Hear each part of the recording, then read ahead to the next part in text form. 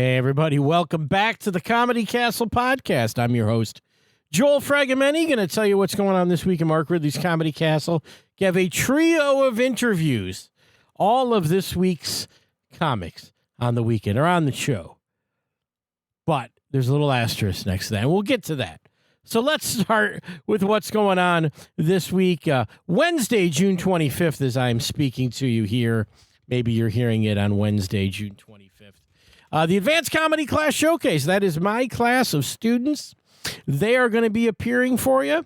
I've got 7 of those folks, including our MC, Dan Dipple. Dan's a former fireman who's now a divorced guy, and he's got jokes about it, and he's great, and he's going to host that show. And I got a whole lineup of guests, including Courtney Rose, who was a very funny lady who was in my last class, and Duke, who was a former student who's really made a name for herself out there, putting together stuff like the Traverse City Comedy Fest as well. Gotta love Ann Duke. I've got Ryan Brown, the hardest working guy in Michigan comedy, and he's a riot. Jason Phylan Merez, who I love, one of my best students ever. Again, hardworking guy, great friend.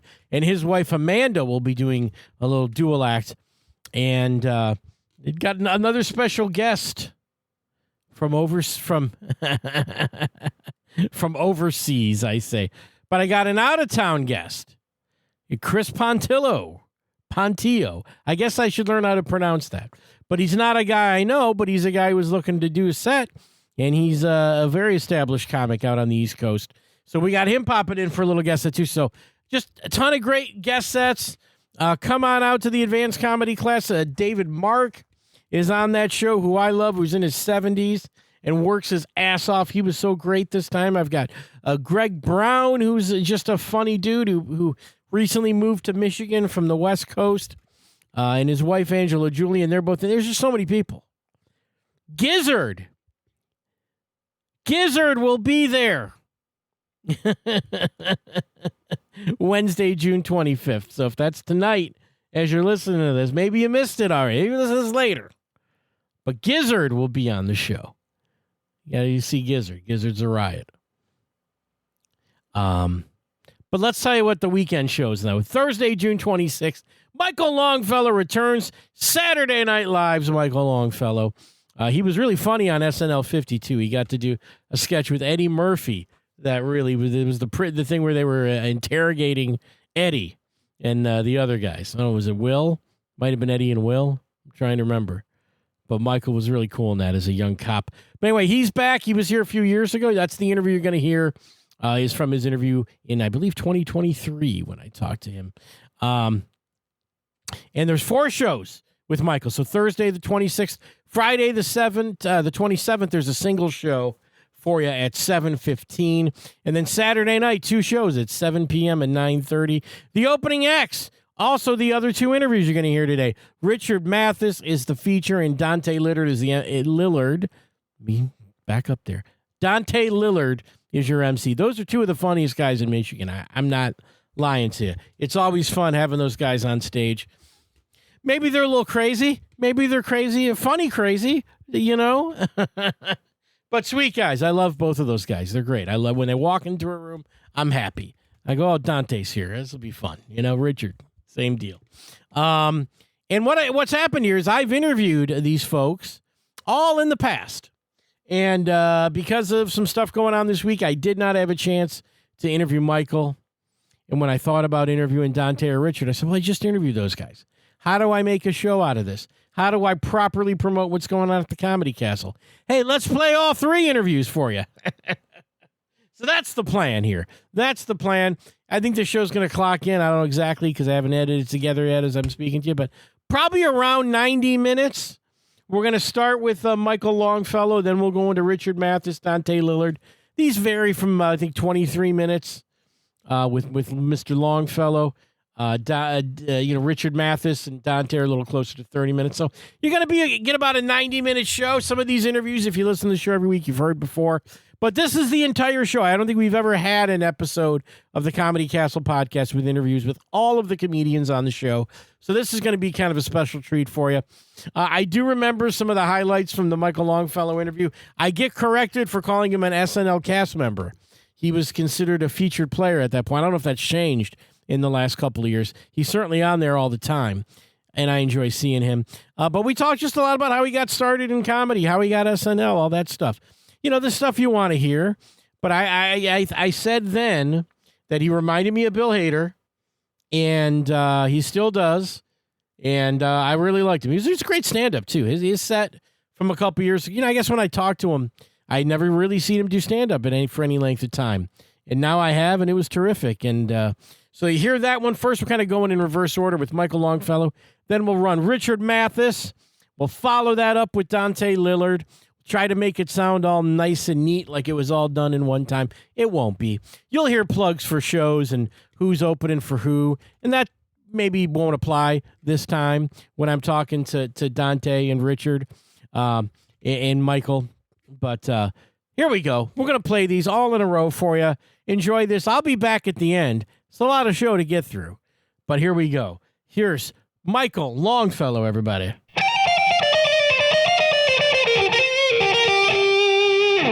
All right, ladies and gentlemen, on the other end of my line, it's Michael Longfellow, everybody. Say hi to everybody, Michael. Hey, everybody.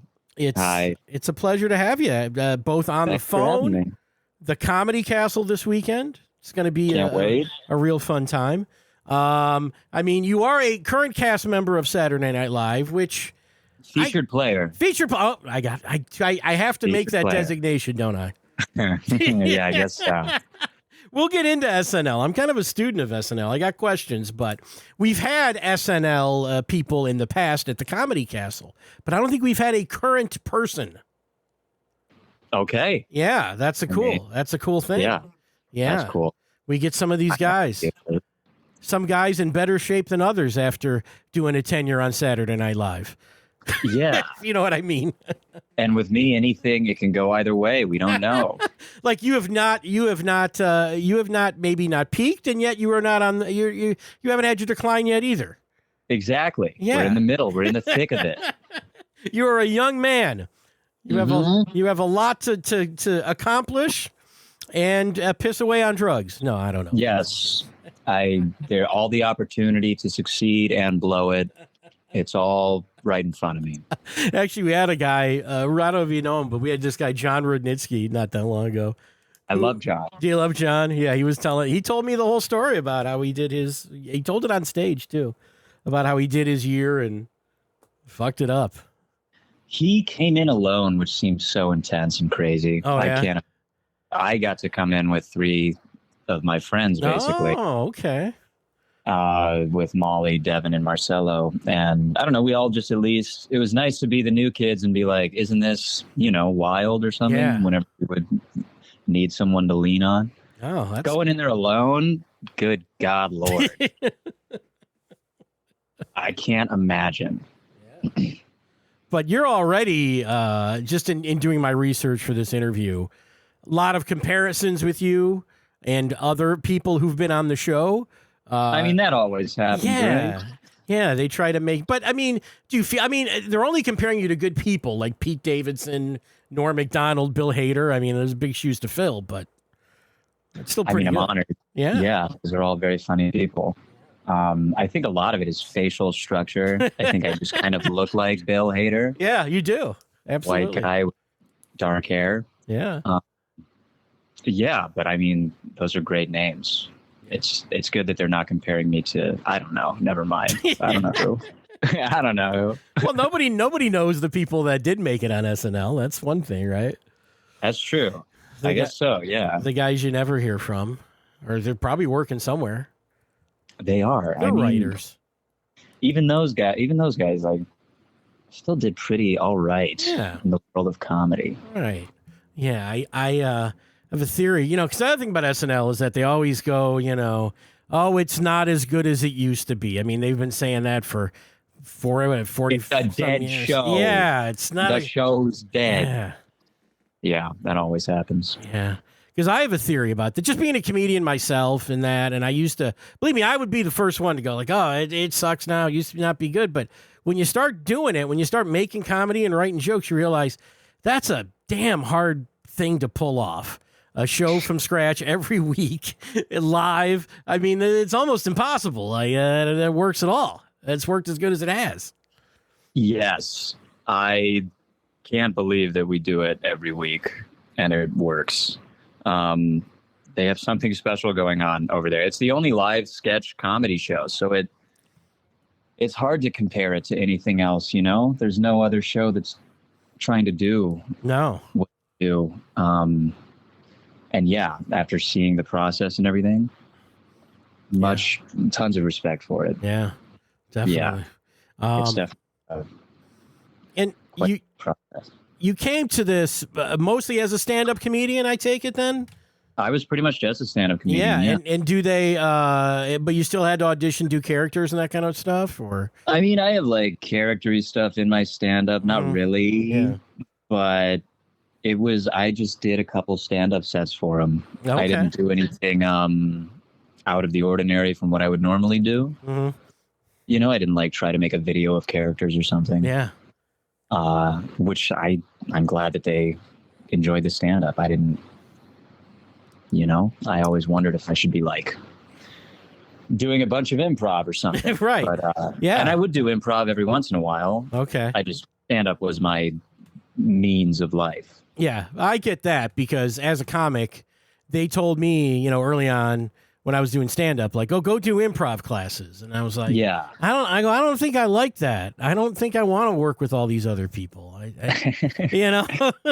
And then here's the guy that mentored me, a guy named Bill Hildebrand, rest in peace, Bill, said to me, I said, do I do improv classes, Bill? He was this veteran comic. And he goes, do you want to split the check 5 ways, kid? You know, and I go, yeah, that's a good point. That is a fair point. Just do stand-up. I like improv. But yeah. Stand-up was my first passion, I suppose. And you started in college, I'm reading here. I did, the summer going into college. Okay. I probably started writing stuff in high school, embarrassing enough, secretly writing jokes. Oh my God. And I'm sure when I remember I had a book full of jokes and I was like, I have an hour of comedy here. I'd never performed once. Right. And I was like, I've got my first hour pretty much ready to go. And when it came time to perform, I was like, I don't stand by any of these words. I have zero material. I have 0 minutes and 0 seconds of material. Right. Did you go to open mic somewhere? Yeah, I started doing the open mics. My mom actually signed me up for a comedy class with one of the veteran comics. Yeah. He would talk about like the guy you just mentioned. Yeah.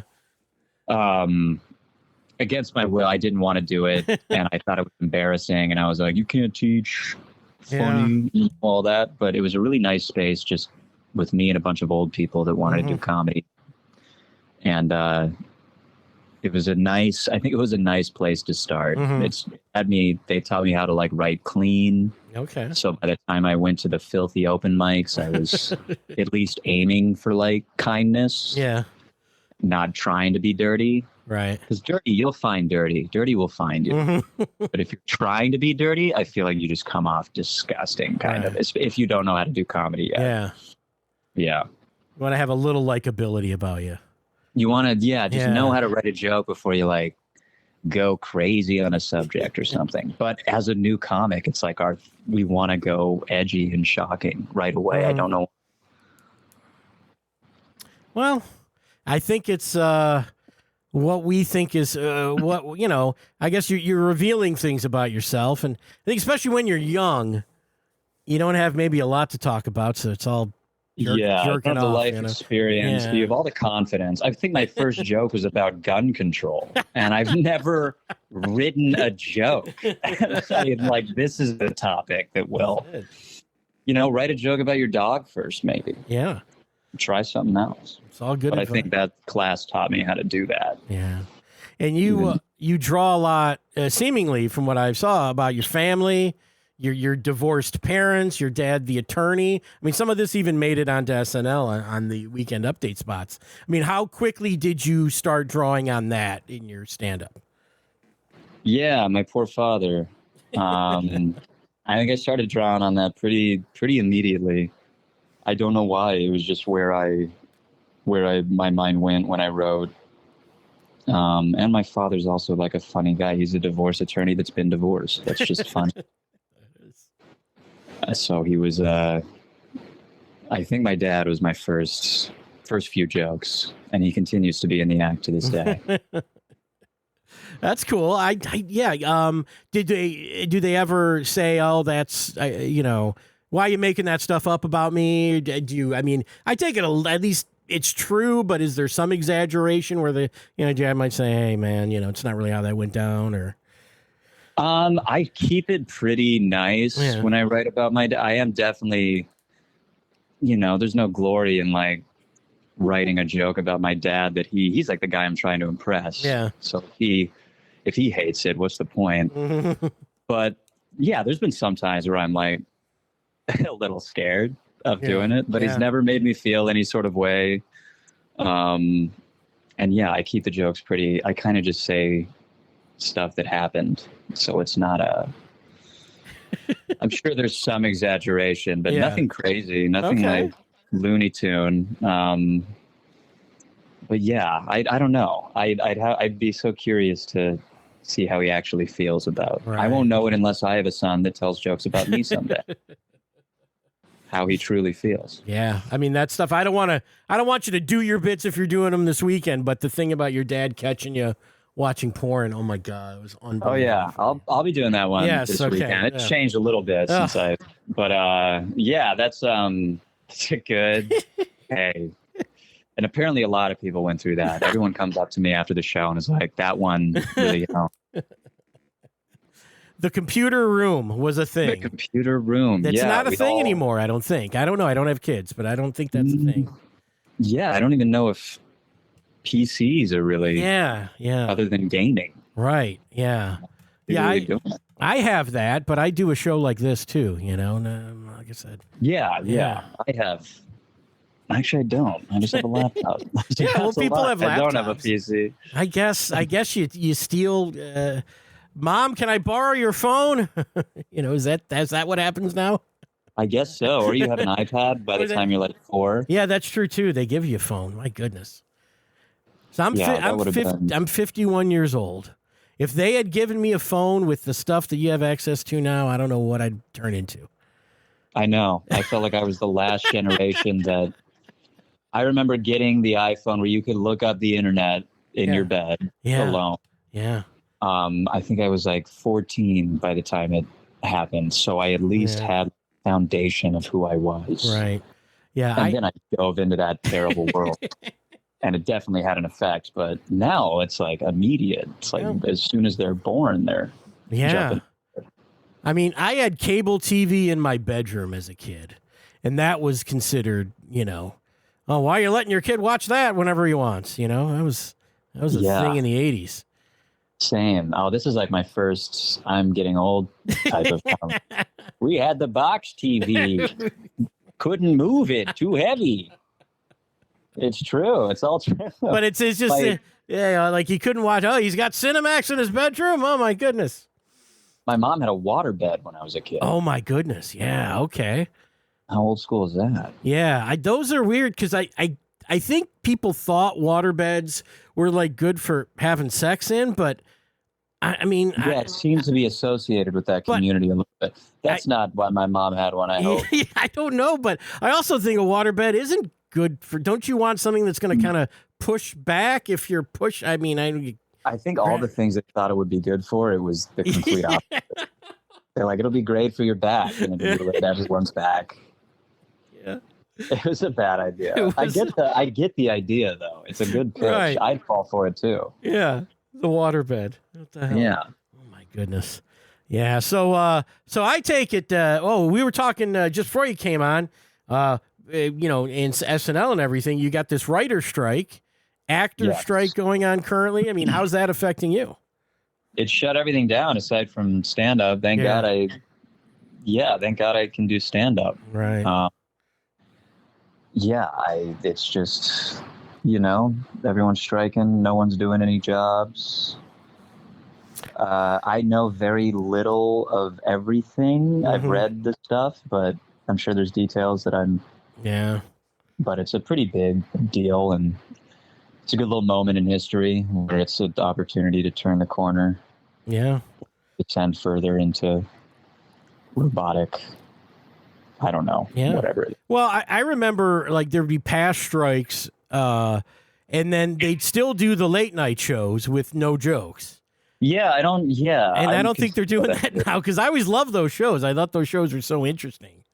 Yeah, Yeah. like the old Conan ones where Yeah. he's spinning coins on his desk Yeah, and stuff. just doing weird stuff. Like, just we can't write anything. We're just gonna sit here and improvise for a while. And Yeah, that's interesting. It's a very unique opportunity, like something that won't happen again. yeah, I don't know. Are they doing those shows right now? no, because I tune them in sometimes. Like I forgot like last week, and I'm like, wonder who's on late night tonight. And I'm like flipping around, and it's like these shows are like from Christmas. I'm like, well, what are they showing these? And I'm like, oh yeah, I that's guess with right. SAG striking, they can't. Yeah, Yeah. that makes sense. Yeah. So that was very weird. I go, oh, I wish they'd do something like that, but I guess it's just cheaper to run the reruns. I don't know. Cheaper to run the reruns, and maybe it'll end the strike sooner if we don't do the thing. Yeah. Well, I take it. SNL is. You still got a little bit of time on that one before that gets. Yeah, I think we Affected. start. I think we're off for another month or two, no matter what. I'm just hoping it gets wrapped up before the season starts. Yeah, that'd be nice. Or as soon as possible for everybody, all my friends that Yes. can't work right now. Or it's more comedy on the road for you, Michael. That's what it's going to be. You know, I love doing. That's what I always Yeah, I know. thought I would be doing forever, and so it's that's all good. Yeah. Have you But I been to do want my Detroit? friends to be able to work, and I want to do SNL again. I miss doing SNL. Is this your first time in Detroit for comedy? It Fest? is. No. Okay. First time in Michigan, I think. No, I've been to Michigan as a kid once. Okay. Yeah, because you grew up in Arizona. Do I have that correct? Grew up in Arizona. Yeah, Michigan's pretty different from there, I take it. Yeah, we would always fly somewhere really different for vacation, and I think Michigan was one of them. We saw the Great Lake. There's 5 Great Lakes. We saw one of them. You saw one of them. They're all It the was same. pretty great. Seen one, you've seen them all, Michael. It was a No pretty difference. big lake. You probably went to the Traverse City area, maybe.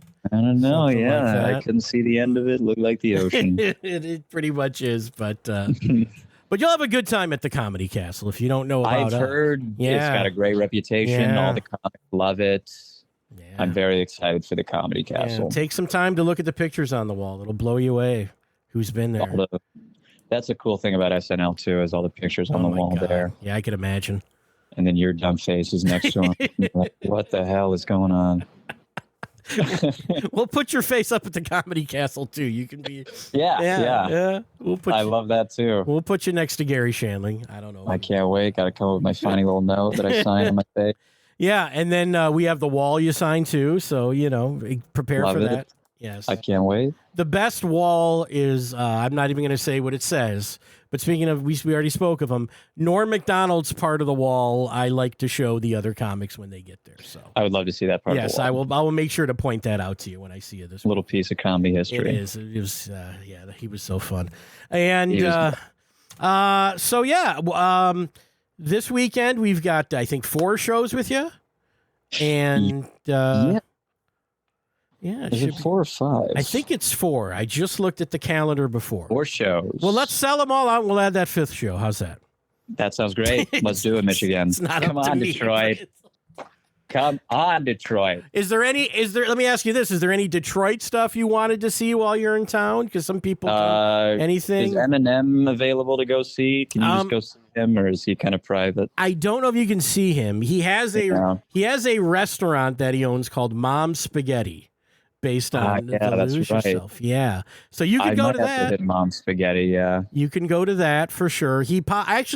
I said this I think to the last guy I interviewed because we were talking about him, but he popped up at the Ed Sheeran concert that I was at 2 weeks ago, and did some songs with Ed. So that's I think that's interesting. Yeah, I thought it was too, and people went fucking crazy because it's Eminem and no one ever sees him. Yeah. And then he did a couple songs with Ed, and everyone went nuts. But right. But you can go to 8 Mile. You can go to. There's nothing to really see on 8 Mile, but you can go to 8 Mile. There's strip clubs and liquor stores. You can go to one of those. That's my speed. Mom's My spaghetti. usual Yeah. road business. Right. Steak at the strip club for lunch. But you'll be on 11 Mile basically. That's where we're at. Okay. So all right, cool. A little north of that, north side. It gets. I will just take suggestions from the locals. Yeah.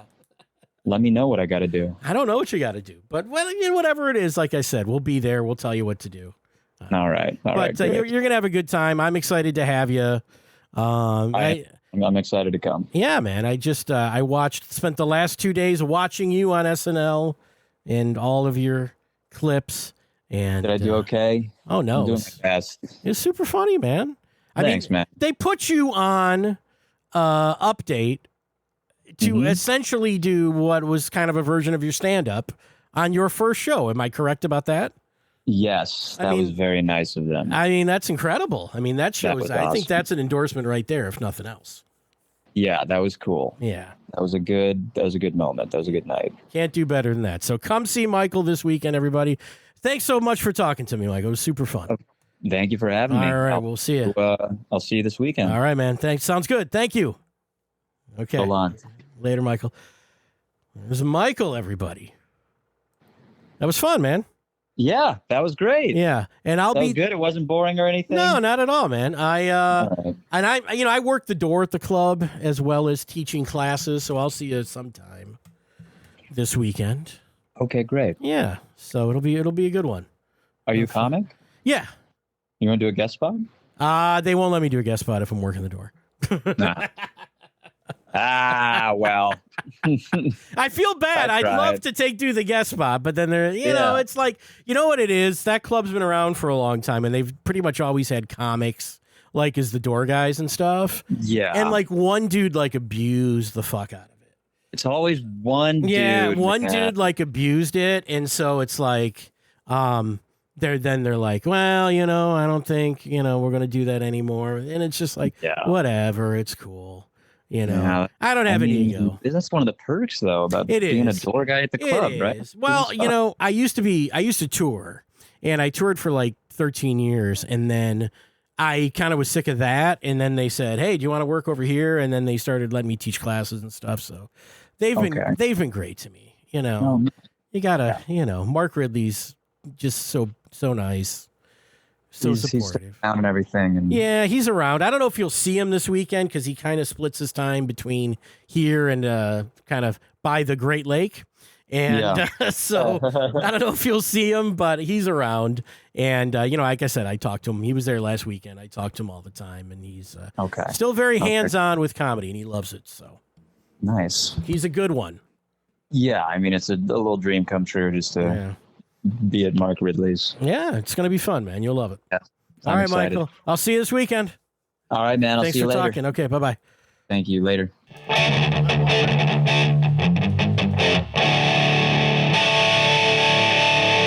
Ladies and gentlemen, on the other end of my line, I've got Richard Mathis. We're welcoming him back to the Comedy Castle this week. How you doing today, Richard? I'm awesome. I am doing great. Everybody's in a good mood because Michigan won the championship last night. Oh, yeah. Blue and gold all the way. All the way. I tried to call all my cousins down south. They wouldn't answer my calls last night.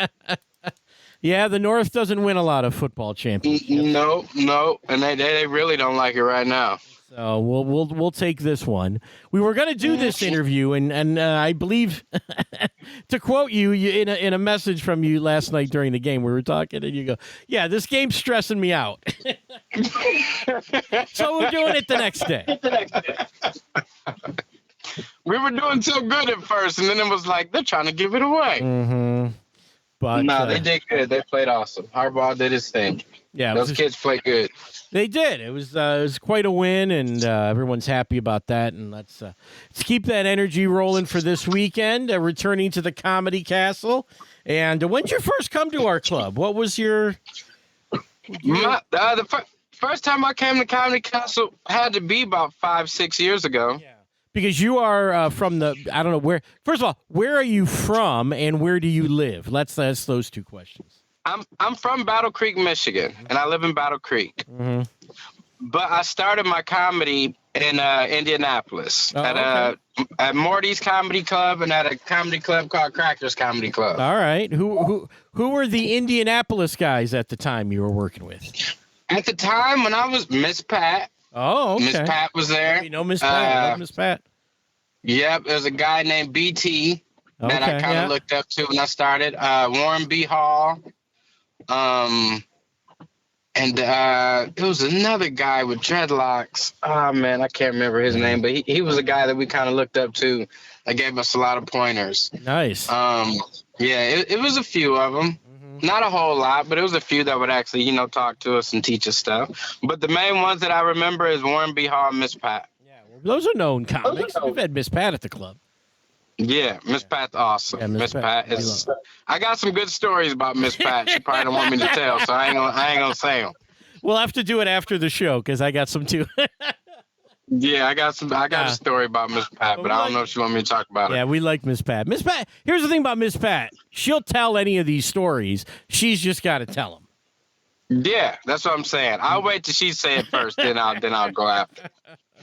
Sounds good. Now, I first remember you coming in to the. I believe. Did you win the Detroit to LA Comedy Challenge at the Comedy Castle or at Joey's Comedy Club? At Joey's. That's when I met Bill. Yeah, that's when I met Bill, and I followed Bill basically from Joey's to Mark Ridley's Comedy Castle. Right, yeah, because I remember you had won that one, and you were sort of the last winner before that club closed. Yeah, I was the last winner. Yeah. Before they were closing as I was winning, actually. Here's our winner, Richard Mathis, and grab your shit and go because we're closing. Right. Everybody was like, you better hurry up and get that plane ticket because I think you're closing. I'm like, what? Well, you did it. Now, tell us about, because so many young comics asked me in my class and everything about, should I do this contest? What are we doing? So you tell everybody your experience and how the Detroit to LA Comedy Challenge treated you, the process of winning it, and then, claiming your prize going out to LA. Tell us about that. It was nerve-wracking for me because it was my first contest at a comedy club. Mm-hmm. And to be honest, I wasn't going to do it. Bill was more or less like, you're doing it. Oh. You know what I'm saying? Bill was like, you're getting in this contest. And I was like, I don't know. Bill was like, you're doing it. Yeah. So I got in the contest. And it was weird because when I got in the contest, you see your peers that I would see in Detroit and across Michigan. So I'm like, oh, okay, I'm going against my friends, basically. You know what I'm saying? Yeah, yeah. So it taught me how to have friendly competition. Mm-hmm. There's nothing wrong with competition. Yeah. And then you go through all those rounds, you win, and then what is the trip to L.A. like for you? The trip to L.A. was awesome because I'd never been to California before in my life. Mm-hmm. So it was the trip was awesome. The Comedy Store was different. It was the first big comedy. It was the first club that I went to that had more than one room. Oh, okay. That. Yeah. Because they got their belly room, then they had this other room, then they had another room that the kids running a podcast in. And what the Comedy Store taught me is that there's a lot of comics. Yeah. That's what it taught me. Right. Because when I got there, it was probably about, no exaggeration, about 100-something people there. Mm-hmm. And probably only about 30 got to get on, you know. I was lucky to get on because I was, the winner from the contest. So I got a slot. Mm-hmm. But it let me know there's a lot of people chasing this dream. That's what it let me know. Right. Yeah, it was a good opportunity to play that club because it is hard to get into. Yes. Their open mic is sort of put your name on a list and wait outside all day. And wait outside. And it was the first time I seen costumes. Oh, and it was like, I seen people dressed up as robots. And, I just had a polo shirt on and some jeans. I'm like, am I underdressed? Was I supposed to wear a uniform? I'm like, what's going on here? But it let me know everybody had their different styles. And, some people are them and then some people are characters. Yeah. So people are dressed up trying to impress somebody at the Comedy Store to get on the show? Exactly. Oh, wow. Yep, I seen them dressed up. They were dressed up as robots, and I think I seen one chicken outfit, and I was Oh, just my like, goodness. wow. Wow. But I kind of noticed the wilder the outfit, the less material they had. so I was like, that's why they're dressing like that, because Yeah. they don't have a lot of material. That is kind of how it goes. It's unfortunate that when you see somebody dress, it's like, oh God, here's one of these guys. Like, oh, there's a dude dressed up as Black Panther. I'm like, all right, see how this goes. I mean, well, there's also just in simple, in the simplest time, I would say, is like if you're spending time putting together a costume, that's time that you didn't sit down to work on your jokes. Exactly. They had nothing to say. Yeah, it was like when they got on stage, they got a big applause because the costume. Mm-hmm. But then when it was time to start the set, they probably had about a minute, and then after that minute, you can see them looking for the light. Yeah. You know what I'm saying? They're looking for that light. Because they only give you like 3 or 5 minutes at the Comedy Store. Yeah, I did it. I went to Atlanta because my brother lives there, and I was already, working comic touring and stuff. And they put me on the Punchline open mic, which was sort of the comedy castle of Atlanta at the time. Okay. And they let you work, like the open mic was before the feature and the headliner. So those were your weekend guys. And then open mic was just a few spots before them. And it was the same deal as a potluck. And because I was from Detroit, I had arranged so I got to go on. And one of the other guys they chose is a guy with a box on his head. And I'm like, what's you know what I'm talking about. And this guy, so the gimmick was every time he turned a crank on this box on his head, he had a different joke, or it was a different impression, or a different emotion. It was something to that degree, and it was so bad. And my brother, I talked to him after, and he goes, oh, you did so great. It was fantastic. And he goes, and you looked even better following the guy with the box on his head. See, that'd be the thing. It's like, I got to follow this dude. But here's the ultimate sort of punchline on that story. When Last Comic Standing was running, they were showing, their open auditions and all the wackos that show up for that. And who do I see in the Atlanta auditions for Last Comic Standing? The box head guy. So same box and everything. And he's probably like, hey, I'm on TV. Where's Joel at? He ain't on Last Comic Standing. And he's right. I was not. Hey, but I watched this documentary one time, and it had Dave Chappelle on it, and he was talking about contests. And he was talking about the contest that he had lost. And he was like, you know who won that contest? And the guy was like, I don't know. And he was like, exactly. Yeah. So he was like, just because you lose a contest don't mean you're not good, don't mean you're not on the right path. Right. You know what I'm saying? Yeah, exactly. You just lost that contest. You won it and you're doing well, but at the same time, if you lose it, it doesn't really mean anything. And but what happens, and I know this personally, talking to people, is that they get frustrated. They thought they should have won. They brought the most people, whatever it was. And then they decide that comedy's not for me. It's all rigged. It's not for me. So you lose. Contests make you sort of lose good people. At least it do. There's the potential for that. The ones that don't understand, that it's just a contest, and you're not gonna. LeBron doesn't win every championship. That don't mean he ain't the best. Yeah, and you know what I'm saying. You're not gonna win it all. And you went to L.A. and no offense to you, you didn't get a sitcom the week you were out in L.A. No, they didn't even know my name. I was like, I'm the winner from Detroit. They was like, oh yeah, okay, bet. All right, they had no clue who I was. Well, that's it. If you go to the Comedy Store, just say you're the winner from Detroit. They'll put you right on. Yeah. They don't even know your name. No, but I mean, again, not to be hard on you, but people that make their breaks in places like LA and New York, they're there for years and they get to know everybody and they see you develop your act and stuff. So even if you go out to LA and you do a couple shows and you do well, it doesn't really mean anything. I went to that Atlanta show and I talked to the booker and the guy thought I was really good, said he'd like to use me. And I don't think he was being disingenuous. I just think there's so many people. That's a lot of things comics don't understand. I was just about to say, he probably said that to 1,000 people that month. And they're probably good people. They're probably not Mm-hmm. comics that aren't good enough to play there, you know? So it is a numbers game to a degree, and you got to stick around. And sometimes Yeah. just the guys that stick around are the ones that make it because the But other guys you have quit. to be on the scene. Yeah. You got to be on the scene. Right.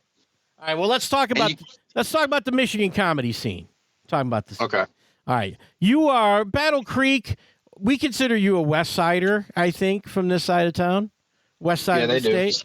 West side of the state's got its own crew. Yeah. We talked to him on this show. Adam Deggy's out there. You know, Dave Dyer's out Adam's a there. good guy. Good comics out there. But Mm-hmm. what is the scene like there? If you want to start out and start developing an act, where do you go do it? Where do you perform at? You're gonna have to find bars with open mics, because we don't have a lot of actual comedy clubs. Yeah. You know what I'm saying? Mm-hmm. So you're gonna have to find the bars that have comedy nights. Basically, go on Michigan Comedy Network.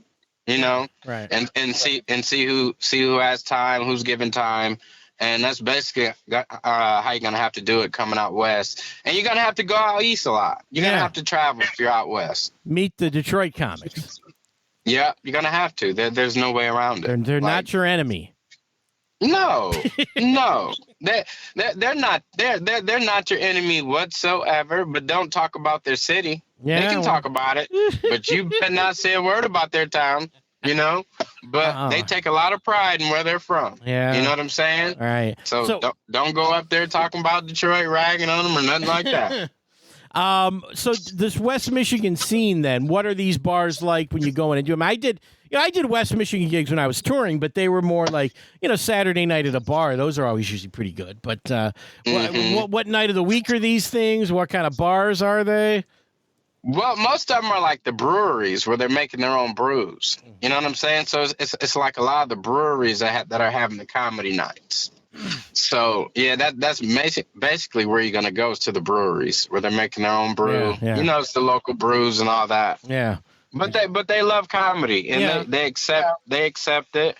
Sometimes it can be difficult with bars because some bars don't let the patrons know that there's going to be comedy night. So, That's they came in to shoot pool and cry about their divorce. And then, hey, y'all, here comes Richard.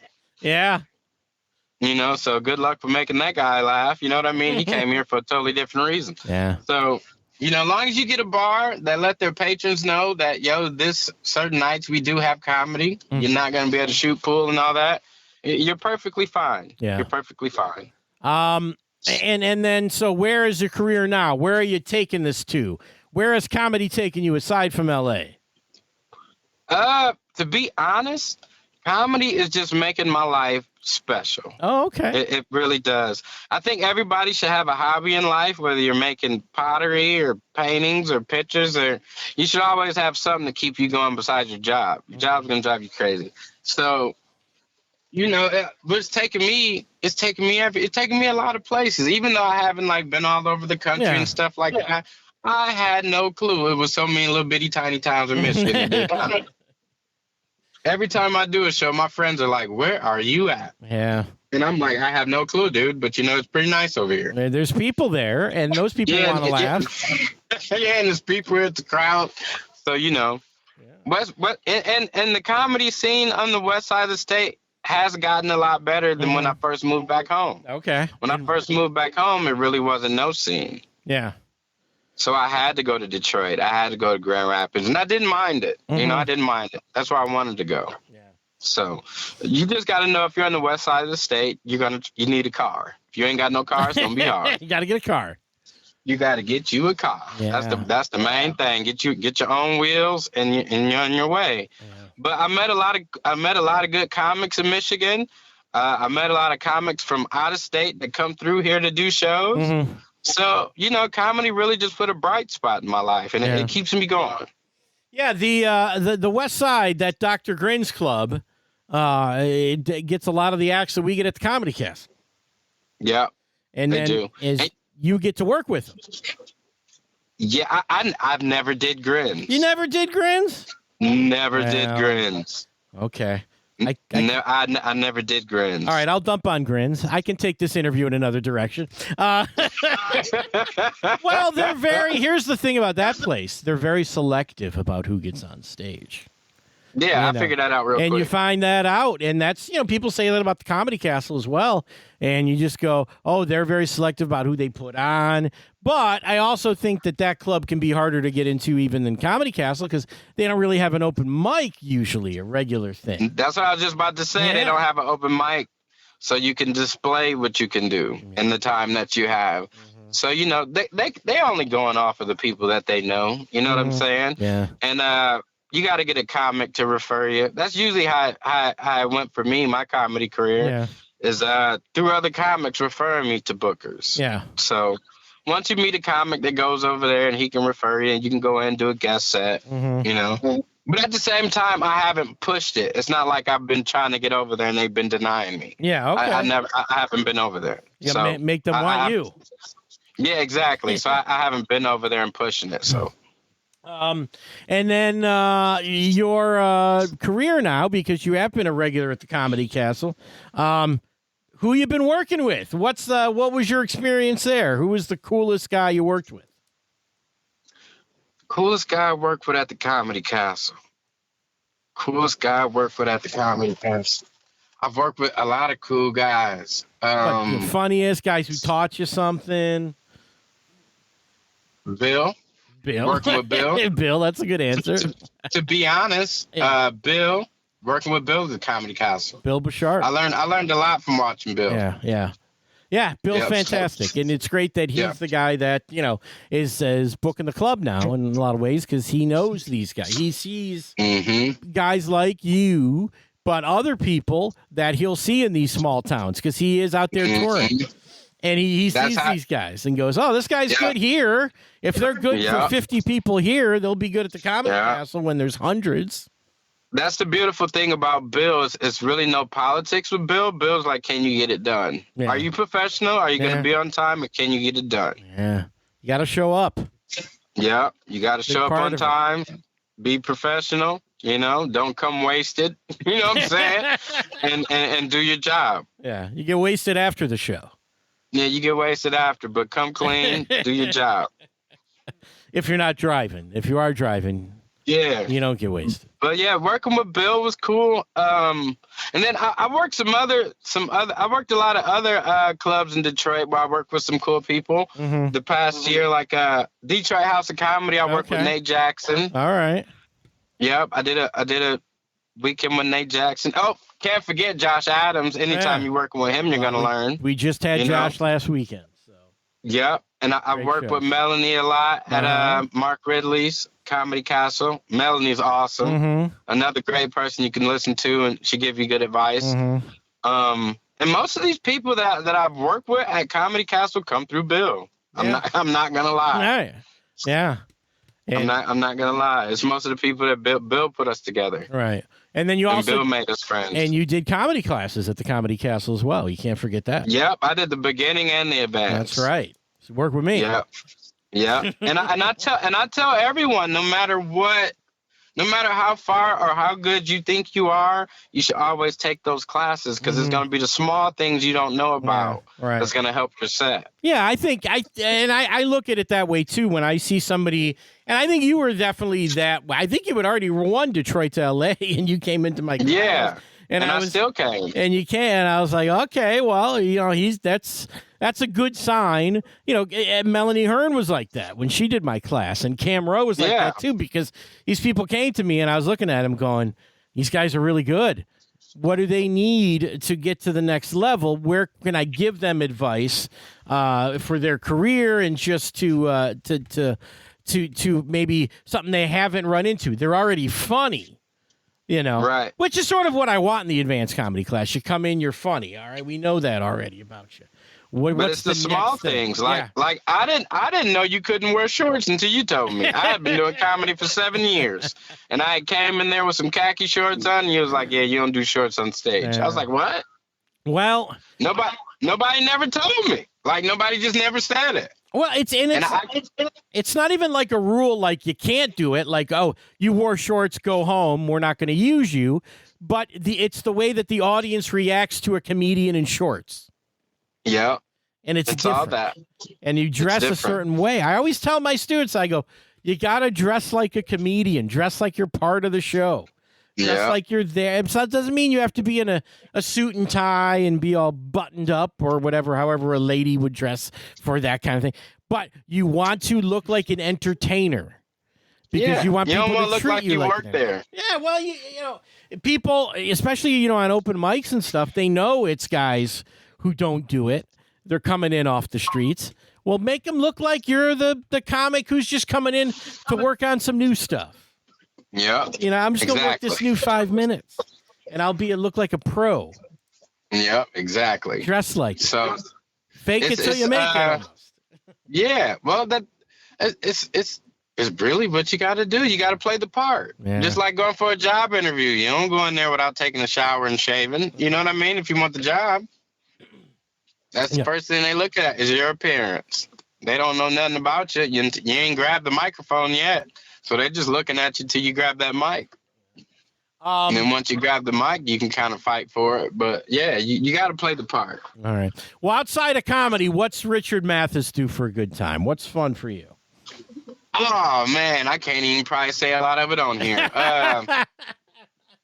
But Richard likes, I got a wife, I got a daughter. There so you go. A lot of people don't know it, but I'm a family man. You are? That's good. I know that about you. I got a 7-year-old. I got a wife. We've been married for about 6 years. Nice. But me having fun, watching sports, hanging out with my father and my grandfather. My grandfather's 92 years old, man. so I love. Oh man, if you want to hear some rugged, ragged, if you want to hear somebody say anything, hang out with older people, because they feel they got the right to say whatever to you, and you can't say nothing back. I'll go to my grandfather's house. He'd be like, "Oh, you getting big, ain't you, boy?" I'd be like, "Dang, granddad, that's all you got to say is how fat I got since the last time you seen me." But he's 92. What you gonna do? What you gonna do? Arm wrestling? There's no filter. So. Yeah, it's no filter with older people. Yeah. So I like hanging with older people because they tell you straight how it is. Like I did a show one time, and he came to my show. My grandfather, he dresses to the T. He's old school. Yeah. He wears suits on Tuesday. And he came to one of my shows, and I just had on like a regular polo and some jeans. And I did a good job, did an awesome job. Mm-hmm. So I go up to him after the show. I'm like, "Grandpops, how'd you like the show?" He said, "You dress horrible." That was his exact words to me, Joe. Oh, wow. He said, "You can't dress at all." I said, "Granddaddy, was I funny?" He said, "You was funny, but you can't dress." Wow. He said you'd be a little bit better if you dressed a little bit better. And I took it to consideration. Actually, he's right. I started ironing my pants and my shirt. I quit showing up wrinkled. You know what I mean? Yeah. Small stuff like that. You know what I'm saying? But he was dead right. He was like, "You was awesome, but man, you dress horrible." Yeah, wisdom of the age gives you wisdom. He was like, "You look like garbage up there, but you did good." He said, "But you did awesome." Well, but yeah, I like to. I'm really not a gamer. I know a lot of people in the video games. I pawned mine during COVID. I wasn't broke, so I pawned my Xbox during COVID. They were worth more then, right? Yeah. Oh man, I got like $500 harder on that to pawn, get. dude. Yeah, harder to get. Yeah, I got a lot of money on that pawn.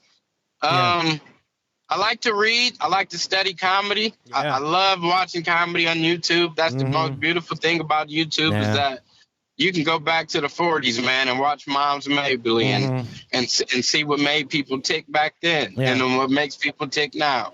So, really, my hobby is comedy. Nice. Like, that's what I like to do. I work. I got a job. I'm a cultivator. I grow cannabis. Okay. So I got a passion for that, for growing cannabis. And, just mainly basic stuff. I'm just a family man trying to support my family. Well, it's but I think that all comes out in your show. You got a nice, relatable show. Everybody laughs. It's a good time. Ain't that so weird?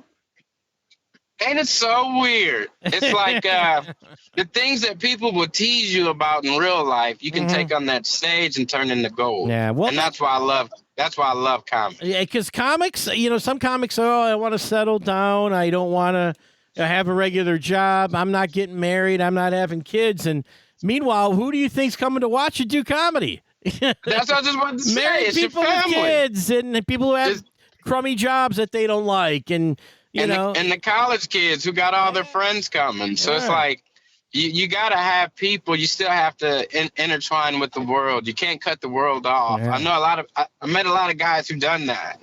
Like, they left their girlfriends, left their wife. And I'm just like, ugh, have at it, You do have some comics get that life where all they know is comics. And it's not always a great life. No, that's not. Because for one, I like to have conversations without people saying I want to use that. Sometimes that gets annoying, right? When you're hanging out with your comedy buddies and you're just having a genuine conversation. Yeah. But the other guys, he's writing a set. Yeah. And he's like, I want to use that. And you're just like, well, I was just talking to you. Like, but yeah, you can have it, I guess. You know what I'm saying? Like, you can have it, I guess, dude. It's like, Yeah. But then it's harder to talk to people that's not comics. That's why I don't like telling a lot of people I do comedy. Oh, absolutely. Because once you tell them you do comedy, they'll hold back on things they tell you. You know what I'm saying? Or they'll hold back. Or they give you comedy advice. It's like, oh, God. That's the worst. You can use that. Do you hear that? It's the worst in the world. And it's like people try to tell you how to do stuff that's never done it. So it's like you can't argue with them because they don't know, right? Yeah. So I argue with my own father. I'd be like, Dad, you coming to the show? He'd be like, you gonna say the same jokes from last show? I'm like, yeah, a couple of them. It's my set. Like, he don't get it. I'm like, dude, it's not magic. I can't go up there and do a totally new 30 minutes, man, and please everybody. Yeah. Just to please you. Like, he wants a whole new 30 for him. Yeah. Like, even if it all bombs, long as it's all new for him, he's satisfied. So I'm like, nah, man, I'm going to put some new stuff in, and work on the old stuff. But if you came to a couple of my shows, you're going to know a couple of the jokes. A couple of them, yeah. That's true. You know what I'm saying? And the more shows of mine you come to, the more material of mine you're going to know. Yeah. So it gets kind of hard trying to please people that come to your shows a lot. Mm-hmm. Yeah, well, it is. Go ahead. Yeah, especially like if you're running your own show, that's the worst because every week you got to come with something new. Yeah, but it's good experience though to do that. It's awesome experience, but you're gonna bomb a lot too. Yeah, that's part of the deal. Because it's new stuff. So you'd invited this girl or something, right? And then you got like 15 minutes of new stuff, and you totally bombed it. And you're trying to explain to her, I'm working on this stuff. They ain't trying to hear that. Well, listen, I think we'll end it on that note. But if you're not bombing, you're not doing comedy. You're not trying. Yeah, that's what I tell people all the time. I'm like, man, if you talk to a comic and he tell you he didn't bomb, he bombs the most. He's the worst. Yeah. He's the worst. That's everybody like a football player. Yeah, everybody else thinks he's bombing, but he exactly. Like, he's the worst then. If he think every show he was Eddie Murphy. It's like, no, you wasn't, dude. You crashed a couple times. That's like asking a basketball player, have you ever been dunked on? And they say no. It's like, yeah, right. You must get dunked on a lot. Well, Richard, everybody gets dunked on. Well, no one's dunking on you this weekend, dude. It's going to be a great weekend. Nah, man. No one's dunking on me, man. No one's dunking. I foul. Yeah. I'll foul you in the air. You're not going to dunk on me. Take that, Trevor Tress. He'll follow your ass, Trevor. Don't think, Trevor. I'll foul. You won't make that dunk, man. It'll look good, but you'll make it. We're talking like Trevor Tress would ever think that. Freddie would. Are you going to be there this weekend, or are you going to be somewhere else? I'm going to be there. Oh, awesome. Yeah. Awesome. Yeah, of course I'm real excited. Yeah, it's going to be a great weekend. We've had Deanne at the club before, and you and Trevor, and we're off to a great start. It's only the second weekend of the year, but like I said, last weekend was terrific with Josh, big crowds. Lions are on Sunday, I already knew too, Josh was going to tear it up. Yeah, but see, I already knew Josh was going to tear it up. if we had gotten that Lions playoff game on Saturday, though, maybe not so much. But it's on Sunday night, so everyone can come. Yeah, man. Ain't gonna miss. And then it's so ironic that Josh performs for them, and ever since he performed for them, they've been doing better. Ain't that crazy? I brought it up last week on the show talking to him. The dude was awesome. So. And people, they talk about, you're going to get your shots too, young man. And people going to watch you. I'm like, dang, ever since Josh performed for them dudes been doing good. Well, do you want to? Maybe he should he should perform for the Pistons. Maybe next. I don't know. Whatever. He probably should perform for my marriage. He probably should do a set at my house. See if things get better. All right, we're gonna go before you get in any trouble with the wife. And I'll see you this weekend, Richard. Always fun talking, man. Hey, see you Thursday. Always fun working with y'all. All right, take care, Richard. We'll see you. Yep. Bye-bye.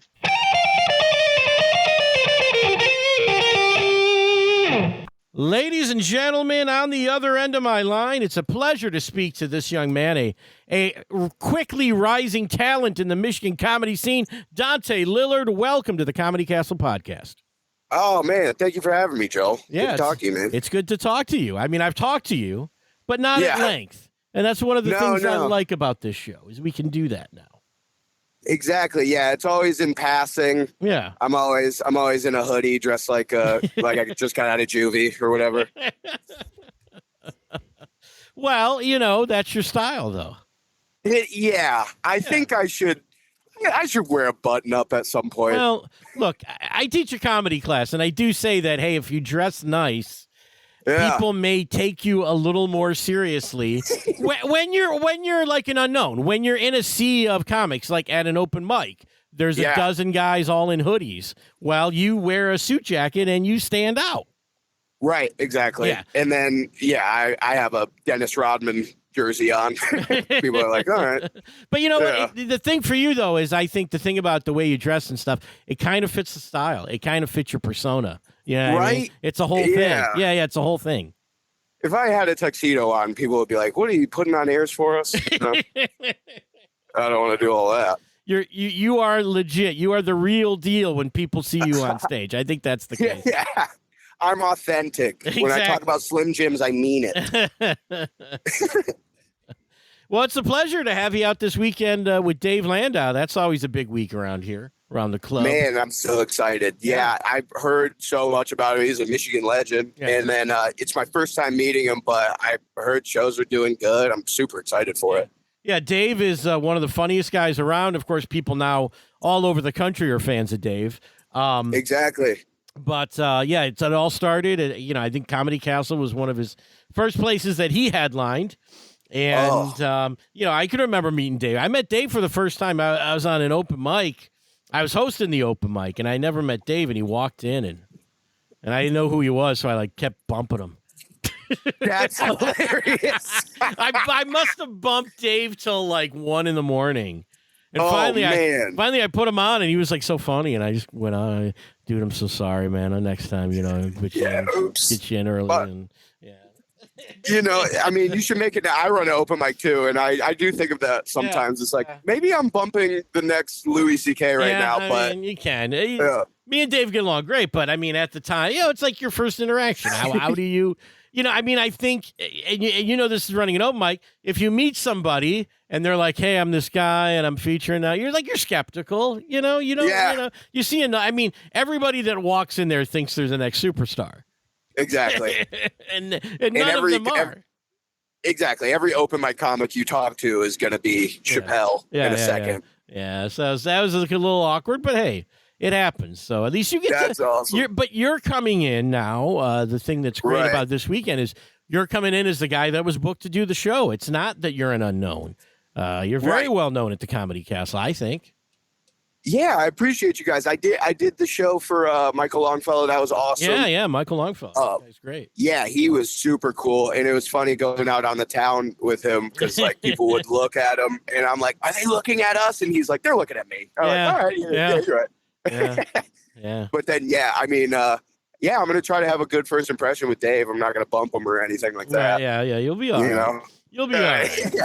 Yeah. But and then the other thing about you is that I read this on your Facebook. You are where you start out doing comedy. Yeah, I started in Grand Rapids. Okay. My first open mic was in Holland, but we'll call it Grand Rapids. And then I'm moving out to Detroit with a couple of my buddies, and then we're all comics, so we're gonna room together. You know, comics gotta move around and room together to keep warm. I met a guy, I hadn't seen him in years, and I just bumped into him. Didn't know I was going to see him. And I said, hey, man, you come out to the castle. Your old buddies over there this weekend. And he goes, I hate that guy. We live together, and I never want to see him again. So that's a cautionary tale.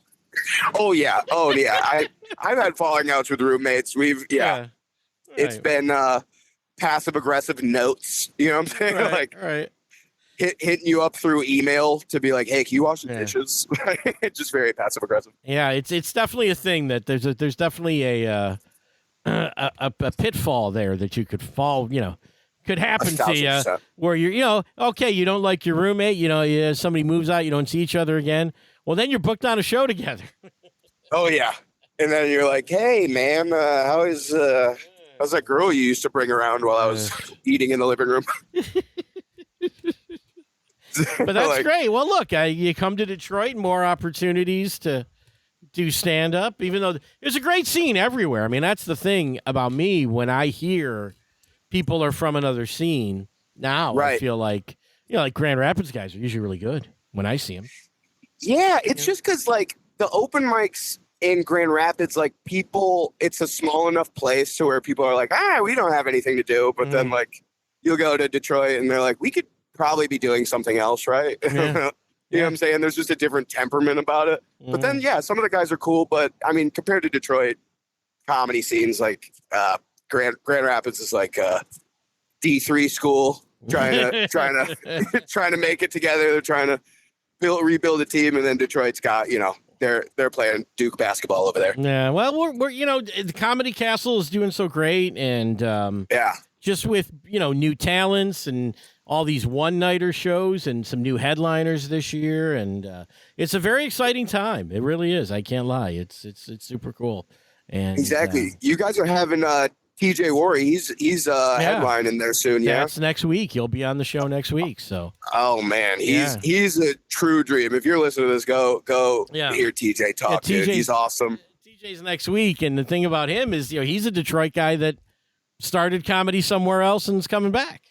Yeah, coming back, and then he's got his fingers in a lot of pots right now. He's like Indiana, he's a Chicago guy, he's a Detroit guy. He's all over. You can do the same thing. What's the farthest you've traveled to do comedy at this point? Oh boy, I mean, I guess Texas, but I did go to the Dakotas, and that feels like a different planet. So I'm going to say the Dakotas. Physically, it's not that far, but mentally, and no. Yeah, the Dakota. I never went to the Dakotas when I was touring. I did some Iowa shows that were pretty brutal. Right, yeah. Iowa, and then all those flyover states, they call them that for a reason, man. There's nothing here. And then they got to make up stuff to see. So they're like, oh, the world's biggest ball of yarn. You're like, oh my God. Yeah. And in a way, sometimes those shows, people tell you that, hey, they're just happy someone's here. They're just somebody stopped in to, Dubuque, Iowa to tell some jokes. And then, oh my God! And then sometimes they look at you like, "Who the f are you? What are you doing in this town? Go back to Detroit." You say something a little too progressive for the Iowans, for the Dakotans, Dakotans. I don't know.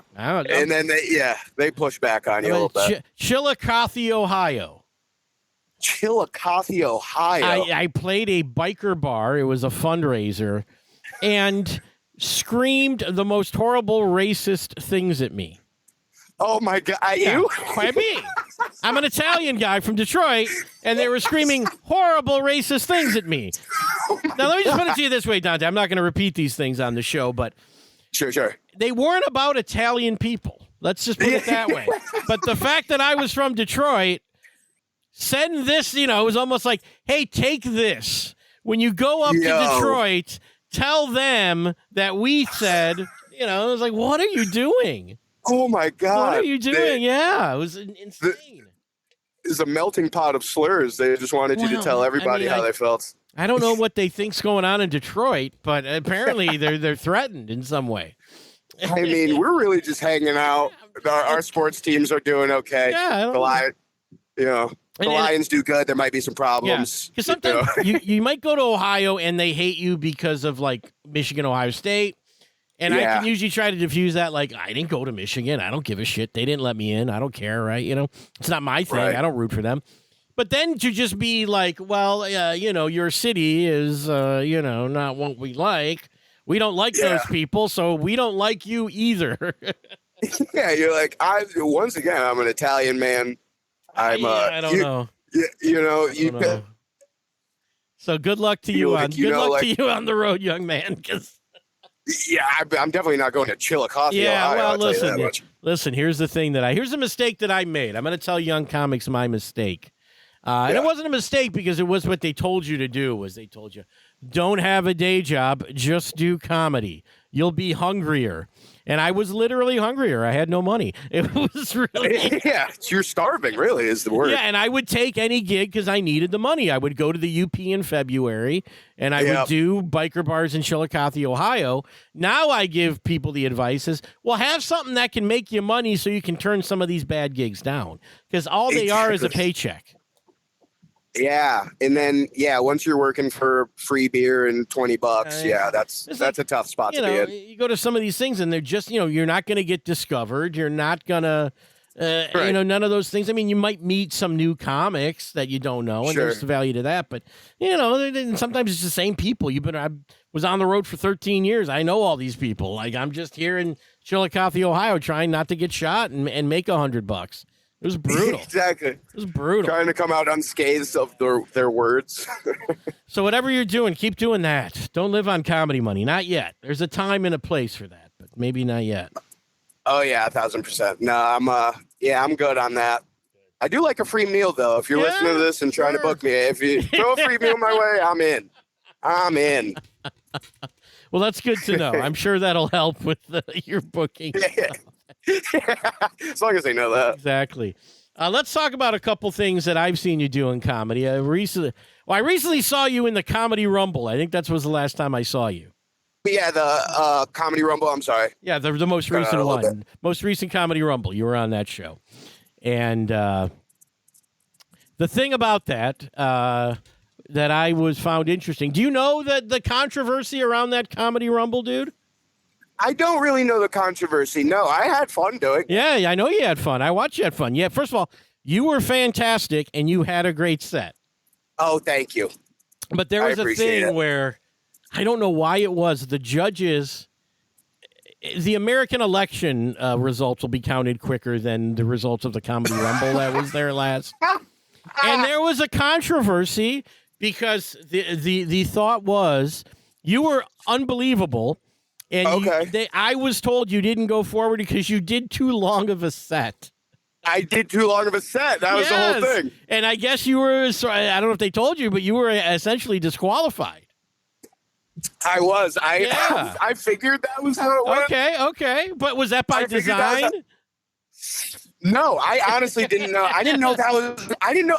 In my head, I was like, "Oh, it's better to do more than less." It's always anytime anything. Okay, but they have a clock and a bell. So I was just like, comedy. They have a clock and a bell. It's 90 seconds.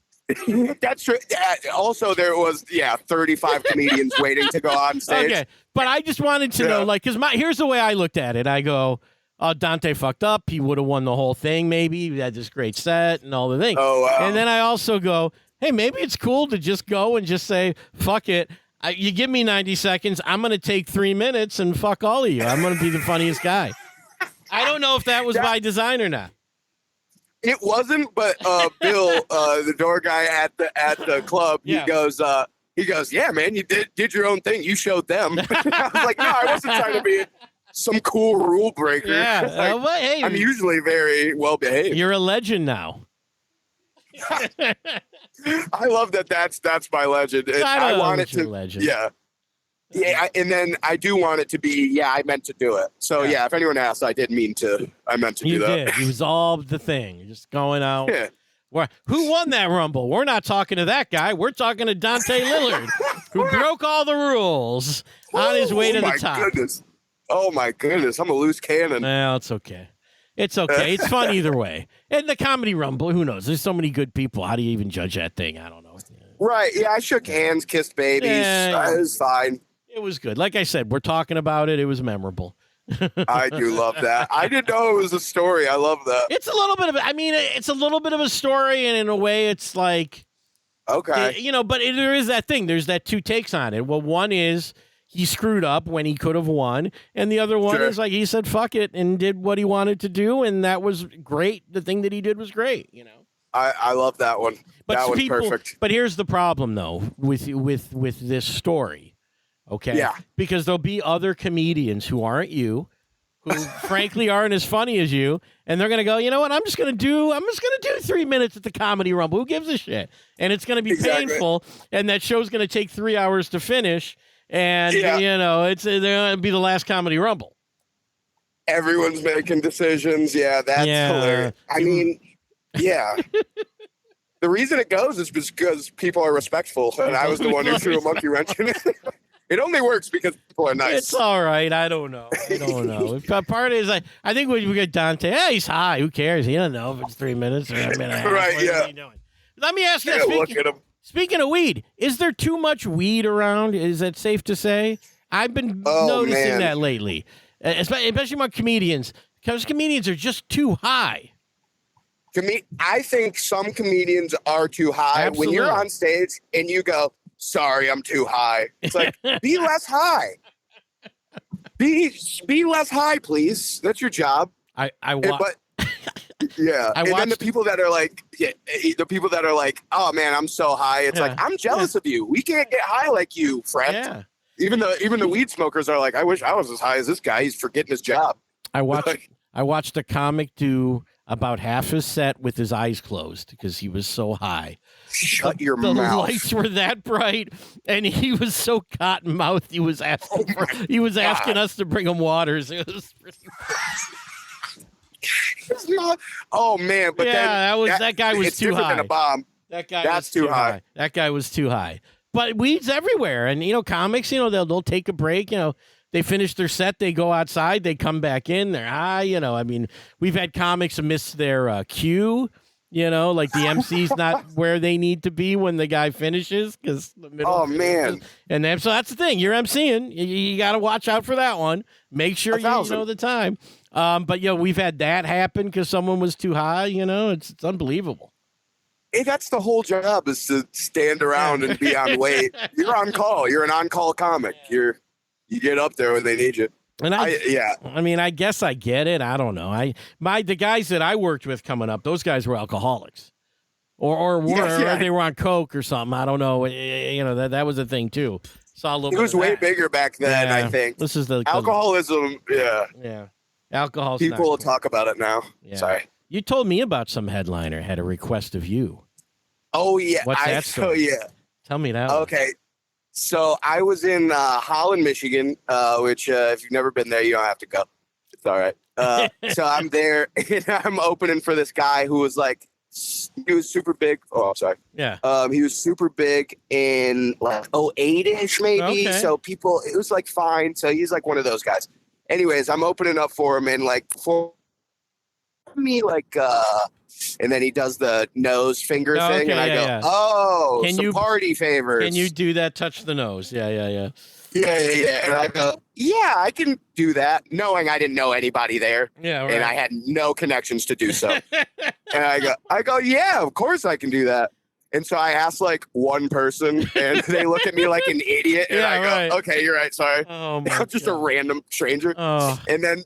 So in my head, I was like, I don't know if you were ever a server, Joel. I was not. No, I was not. Okay. So but when you're a server and you got to tell someone you don't have what they ordered, that was the feeling, but it's way more like, hey, we don't have Miller Lite, but it's not like, now you're going to hang out with me. We don't have cocaine or anything, but you get a night with me. No cocaine. We got a couple Vikes for you if you want those. I don't know where you want to go. It's a Molly. We'll give you that. I got that, but no coke. We're out. Exactly. I got some Ambien. Does that work? Something. I don't know. Oh God. I was so embarrassed. Ugh. Yeah. Well, I mean, you try to be accommodating, but you also go, I don't know. Yeah, I don't know where to go. They used to say you go if you got in a cab. The cab driver always knew where to go.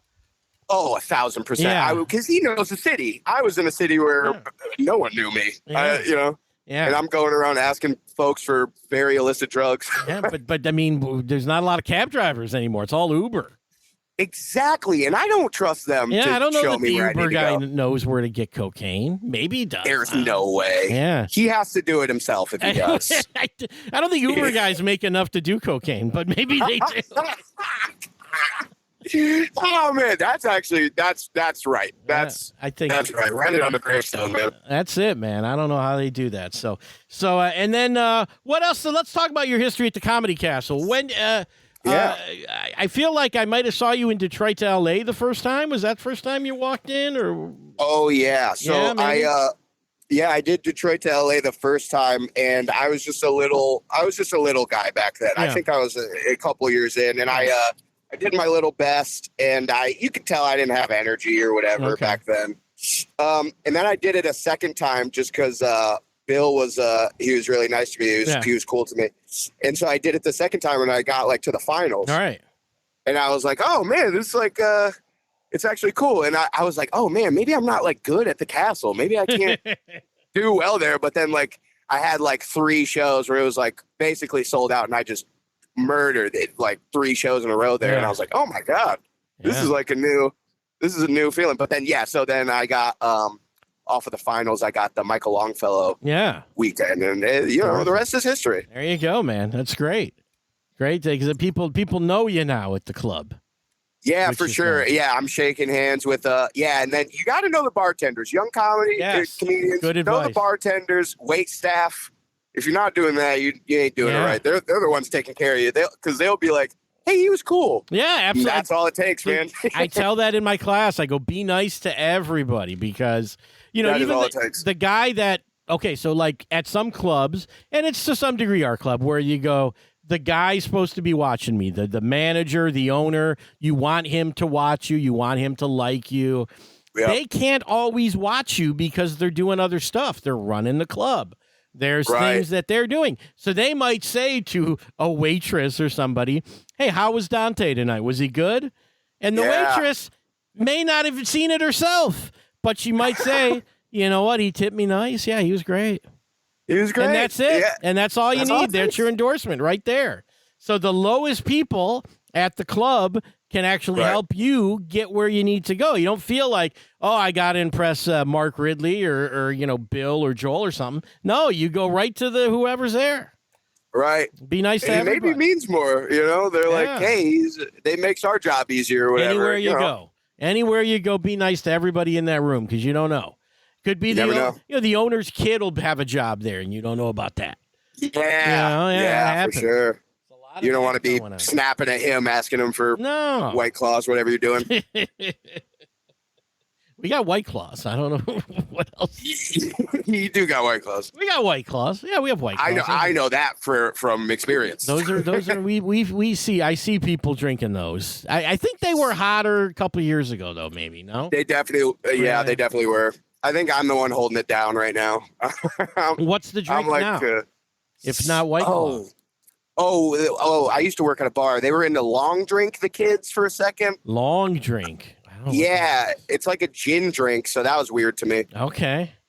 Gin was like what my grandpa used to drink. Yeah, so I can't drink gin. It tastes like shit to me. I'm sorry. I know people like it's garbage. Gin and tonic and stuff, and I'm like, no, I can't. It's disgusting. I'm rum or vodka. That's it. If you're buying me a drink, I'll drink a beer, but a rum drink or a vodka drink, and I'm in. Couple vodka Red Bulls in you. Vodka Red Bull. Get you revved up. I'm drinking a Monster Energy as I talk to you right now, so that should tell you that yes, that'll work for me. You live that life, man. You're not.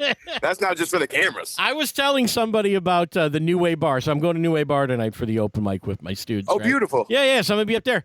But they have Red Bull in the gun. Red Bull in the gun. Red Bull in the gun. So you can get a pint of What? Red Bull. Yes. What? Yeah, Oh dude, it's great.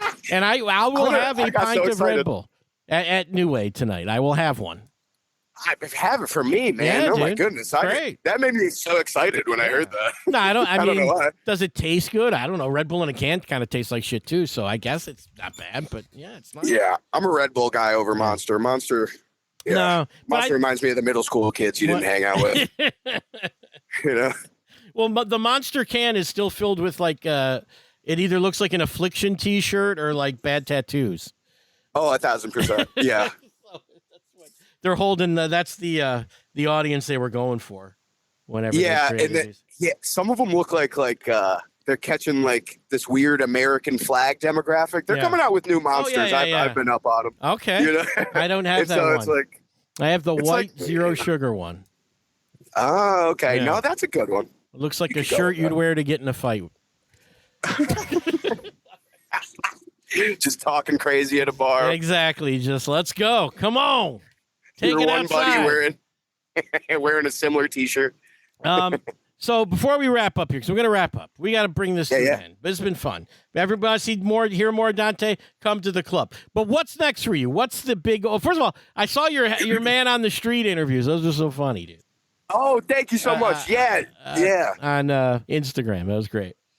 Yeah, Dante Lillard on Instagram, and me and my buddies would just go in the city of Grand Rapids and just straight up bother people. Was really the videos. You were having I mean, now if I guess at some point you go, this is the video, but yeah, those are. I mean, to get anyone to talk, to have I think people that do those and people actually answer the question. They must take 5 hours to get a minute of footage, It's hard sometimes because you'll be walking around and people are just like, no. But at the one you get, you got to take advantage of it. That's hard work, and man. Say your stupid things. It's hard work for saying yes. 4 stupid jokes 50 times to people. It's silly though. But then we were shooting those and we're coming out with some sketches, and August 31st, we got a show in Grand Rapids at the Ambrosia Theater. If you guys are out there. Right, Yeah, but then otherwise, just Dante Lillard on Instagram. We got some stuff in the works. Nice. We're gonna start Twitch streaming soon. If you're a video game person, me and Nicole are gonna start doing that soon. Good, man. Sounds like a great plan, and they'll see you this weekend with Dave. Have nice crowds for you, and should be a good weekend. I'm looking forward to it. I'm excited, man. Yeah, it's going to be great. And, see Dante now. Because you'll see Dante headline in the not-too-distant future. But for this week, he's opening the show. He's going to open it great, open it strong, and it's going to be a good one. Absolutely. Thank you for having me, man. Thank you, guys. Yeah, I'm really looking forward to it, dude. I'll see you this weekend. Thanks for talking. Absolutely. All right, man. Dante, thanks, you, bud. All right. Hell yeah. Bye-bye. Bye. All right. How about that? 3 great interviews there. 3 funny dudes. That's your show this weekend at Mark Ridley's Comedy Castle. Thursday through Saturday, 4 shows. Come on out. It's been great times over there. We had Chris Porter last week. We had Dan Lamort and Natalie Cuomo on Sunday, which is a super fun show. Tim Finkel was on that show. Shout out to Tim. Always good to see one of my former students, Tim. And we've talked about what his family is going through right now. So Tim's always in our hearts here at the Comedy Castle podcast. Listen, what a great week of comedy. My students, the advanced comedy class, that is tonight as you listen to this, most of you, the 25th of June at 7:30 p.m. Go to comedycastle.com, as always, for all of these tickets. If you're interested in doing comedy classes at the club with me or Bill Bouchard, Bill teaches you the Bill teaches the beginner comedy class. And that's on Saturdays and Mondays.